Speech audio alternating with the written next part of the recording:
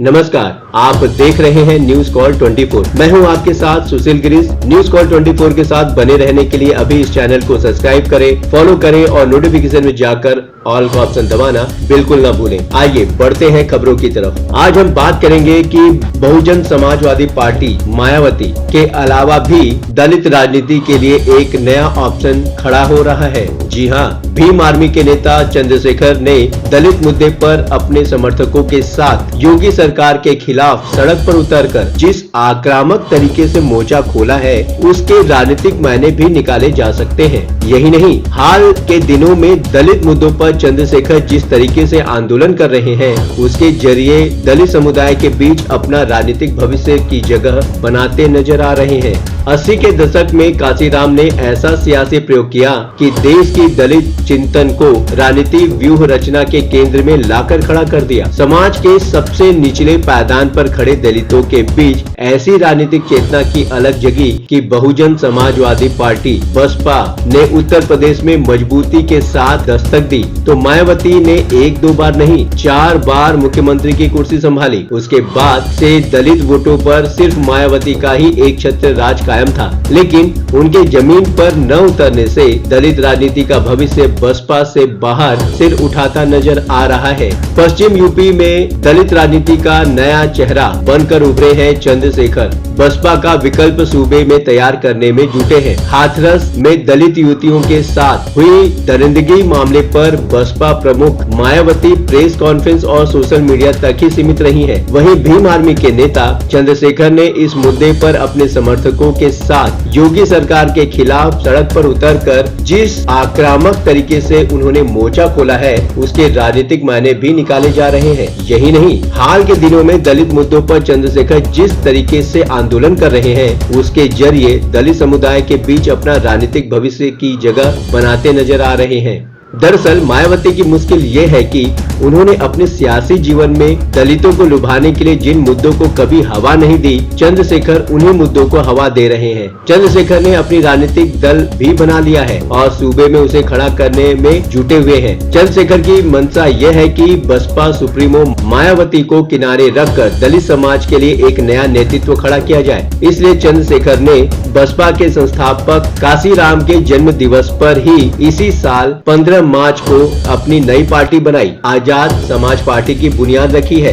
इतना ही नहीं, काशीराम जिस मॉडल के जरिए बसपा का संगठन खड़ा किया था, उसी फॉर्मूले को लेकर चंद्रशेखर भी अपनी पार्टी को स्थापित करना चाहते हैं। आजाद समाज पार्टी के कोर कमेटी के सदस्य और लखनऊ मंडल के प्रभारी डॉक्टर आकिब कहते हैं कि नीचे से अपने संगठन को बना रहे हैं। सूबे के 35 जिलों में विधानसभा स्तर से जिला स्तर पर हमारा संगठन बनकर तैयार हो गया है और इस साल प्रदेश के सभी जिलों में संगठन तैयार हो जाएगा। इसके बाद हम आजाद समाज पार्टी प्रदेश संगठन का ऐलान करेगी। हालांकि उनका कहना है कि दिल्ली, राजस्थान, मध्य प्रदेश और बिहार में उनकी पार्टी ने प्रदेश अध्यक्ष नियुक्त कर दिया है, जो अपने संगठन को बनाने का काम कर रहे हैं। दलित चिंतक चंद्रभान कहते हैं कि दलित मुद्दों को लेकर बसपा का संगठन निष्क्रिय बना हुआ है और मायावती खामोश है, तो चंद्रशेखर आक्रामक और सड़क पर संघर्ष कर रहे हैं। इसके चलते दलित युवाओं के बीच चंद्रशेखर अपनी जगह बनाने में सफल हो रहे हैं। इतना ही नहीं, दलित मुद्दों पर आक्रामक रुख तो अपनाते ही हैं और साथ ही सामाजिक स्तर पर जिस तरह से काम कर रहे हैं, वो काबिले तारीफ है।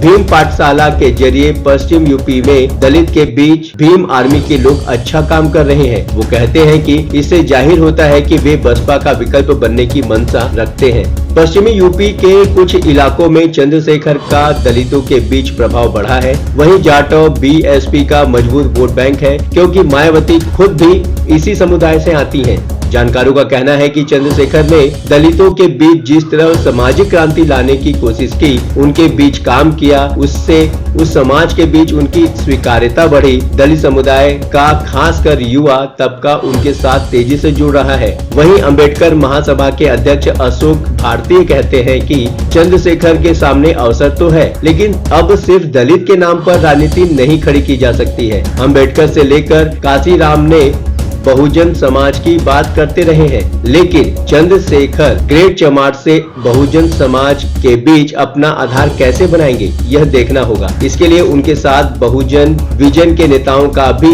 होना जरूरी है, जो फिलहाल नहीं दिख रहा है। हालांकि दलित युवाओं का जोश जरूर उनके साथ खड़ा दिखाई देता है, लेकिन बिना विजन के ज्यादा दिन तक नहीं चल पाएगा। भीम आर्मी की शुरुआत सहारनपुर में दलित समुदाय के साथ हो रहे भेदभाव को लेकर की गई थी। चंद्रशेखर ने 2015 में दलित छात्रों का एक संगठन बनाया, जिसका नाम उन्होंने रखा भीम आर्मी। इसके बाद इस संगठन ने अपनी पहुंच बढ़ाई और धीरे धीरे करके पूरे सहारनपुर में पैठ बनने लगी। इसके बाद इस संगठन को चर्चा मिली घड़कौली कांड से। सहारनपुर रोड पर एक घड़कौली नाम का गांव है, जिसके बाहर गांव के कुछ दलित युवकों ने द ग्रेट चमार नाम का बोर्ड लगा दिया था। यह बात वहीं के एक द ग्रेट राजपूताना नाम के एक संगठन को पसंद नहीं आई। उस संगठन ने बोर्ड के ऊपर कालिक पोती और बोर्ड को गिरा दिया। इसके चलते दोनों समुदाय के बीच टकराव देखने को मिला, जिसमें भीम आर्मी के युवकों ने गांव के लोगों का साथ दिया और काफी मशक्कत के बाद राजपूताना संगठन को आखिर पीछे हटना पड़ा। यहीं से इस संगठन की चर्चा होने लगी और संगठन मजबूत होता चला गया। इसके बाद सहारनपुर में साल 2017 में राजपूतों और दलितों के बीच हिंसक संघर्ष हुआ था। इसमें चंद्रशेखर को मुख्य आरोपी बनाया गया था। इस हिंसा के बाद दिल्ली के जंतर मंतर पर भीम आर्मी ने प्रदर्शन किया था। यहाँ से चंद्रशेखर पूरे देश की नजरों में आए थे और उन्हें लंबे समय तक जेल में भी रहना पड़ा था। जेल से बाहर आने के बाद चंद्रशेखर ने दिल्ली के रविदास मंदिर के मुद्दे पर आंदोलन कर ऐसा माहौल खड़ा कर दिया कि सरकार को भी इस पर बैकफुट पर आना पड़ा। इसके बाद CAA NRC के खिलाफ देश भर में हुए प्रदर्शनों में शामिल होकर चंद्रशेखर ने अपनी राजनीतिक पहचान को मजबूत किया। दिल्ली के जंतर मंतर से लेकर शाहीन बाग सहित लखनऊ के घंटाघर और बिहार के पटना में चल रहे धरना प्रदर्शन में भी शामिल हुए। दिल्ली में जामा मस्जिद से जंतर मंतर तक पहुंच हुए विरोध प्रदर्शन में हिस्सा लेने के कारण चंद्रशेखर को 14 दिन की न्यायिक हिरासत में तिहाड़ जेल जाना पड़ा था।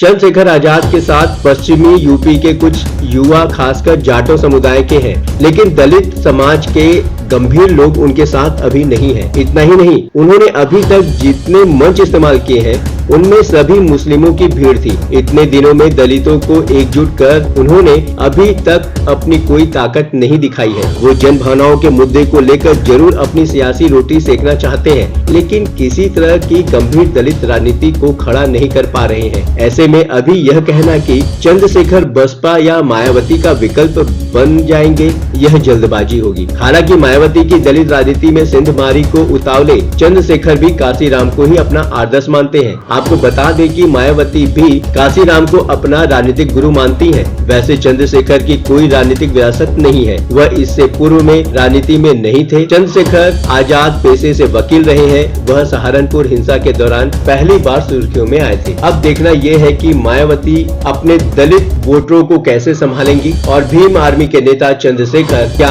दलितों का एक नया चेहरा भविष्य में बनकर उभरेंगे। आप अपनी राय हमें कमेंट के माध्यम से भेज सकते हैं। लगातार खबरों के लिए बने रहिए आपके अपने चैनल न्यूज़ कॉल 24 के साथ। नमस्कार।